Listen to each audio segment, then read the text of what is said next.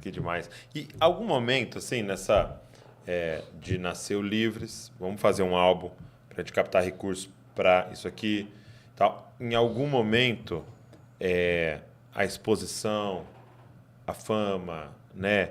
Isso quis roubar ali o que estava acontecendo?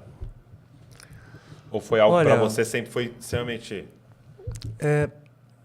A minha esposa, ela é minha testemunha. Eu sou uma pessoa meio desligada, né?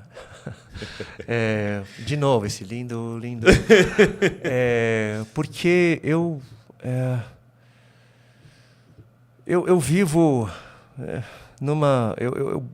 é uma graça. Okay. É uma graça que ele permite que eu viva numa realidade nas alturas. Entendi, né? Entendi. Na verdade, até hoje, eu não consigo associar a minha pessoa com aquilo que aconteceu.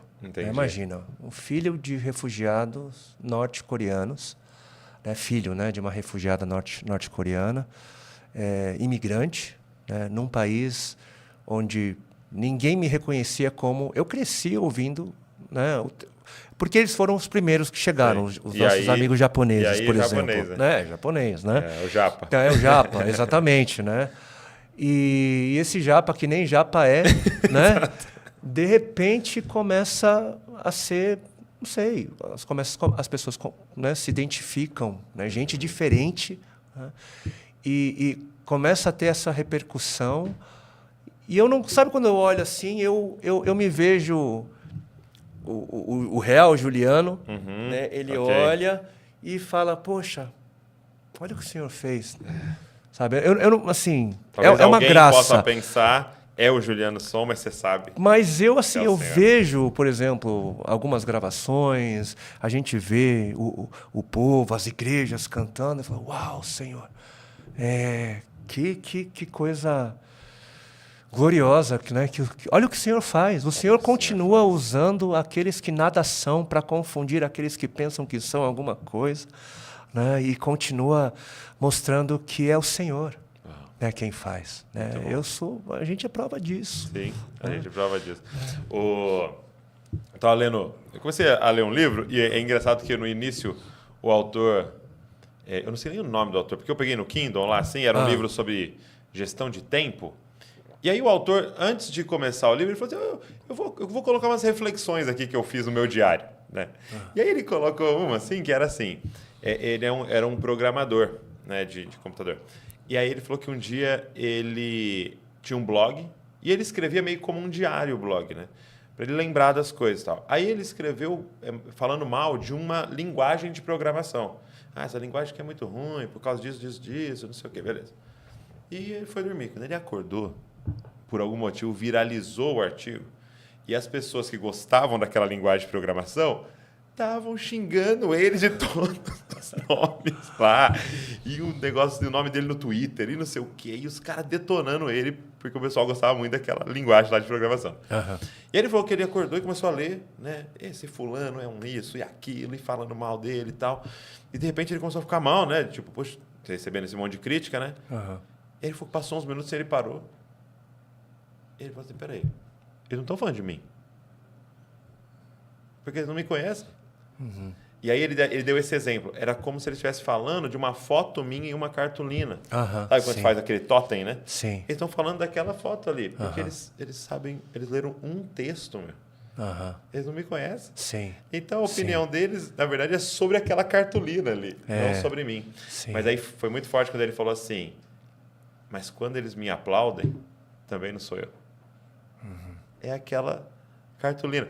E no nosso caso, essa clareza, né? Primeiro, foi o Senhor e é uma coisa, né?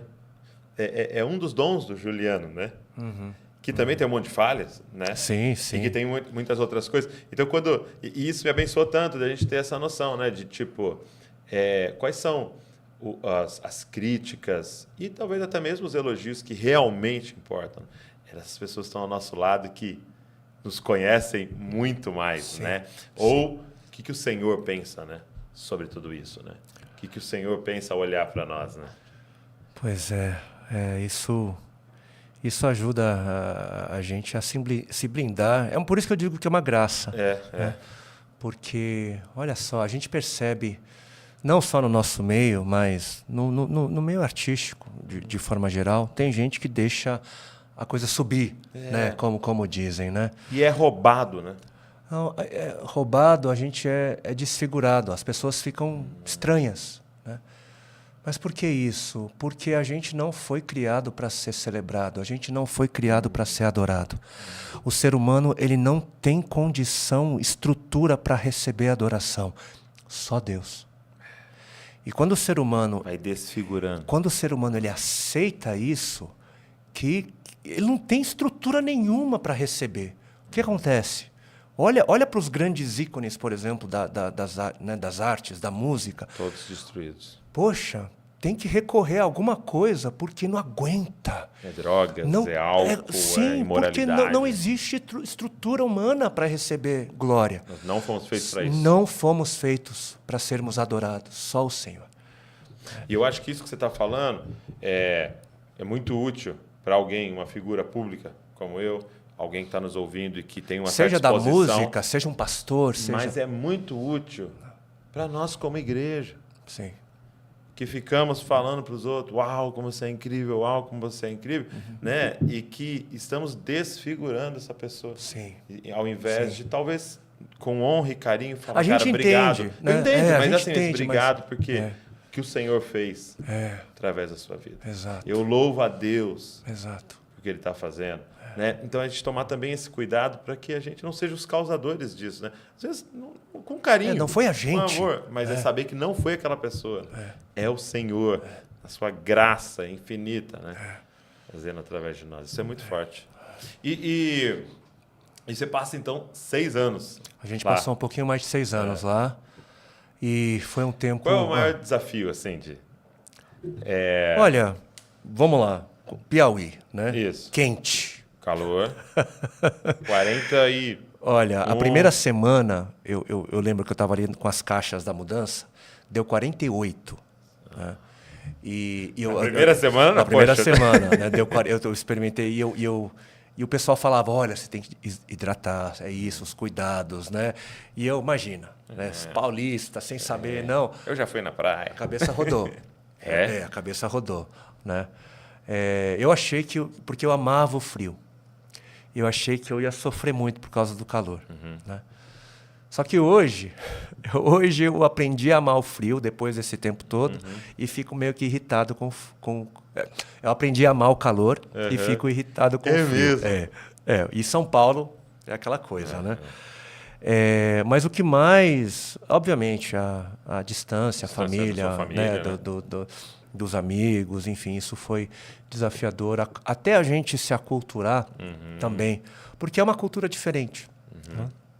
Só que depois a gente aprendeu a apreciar, a gente aprendeu a amar muito aquele povo. Só que a gente entendeu que chegou um outro momento para a gente continuar a expandir, para a gente continuar a progredir. Eu precisaria trazer de novo a base familiar para São Paulo, porque o que eu estava fazendo? Chegou uma época que eu estava passando mais tempo aqui do que lá. Né? Porque um dos meus papéis, né, em todo o Instituto Livres, né, era o papel, né, do mediador, o papel daquele que busca fazer pontes, né, trazer mais amigos, conexões e tudo mais. E isso está mais para cá. Né? E aí a minha família... Né, o meu pequenininho, né, ele começou a ter algumas crises e eu acho que é melhor a gente fazer o contrário. Né? De tempos em tempos eu vou, já que o meu papel não é mais executivo, mas sim mais, né, institucional, mais representativo, faz mais sentido eu tá pelo sul, né, pelo sudeste. Muito bom, muito bom.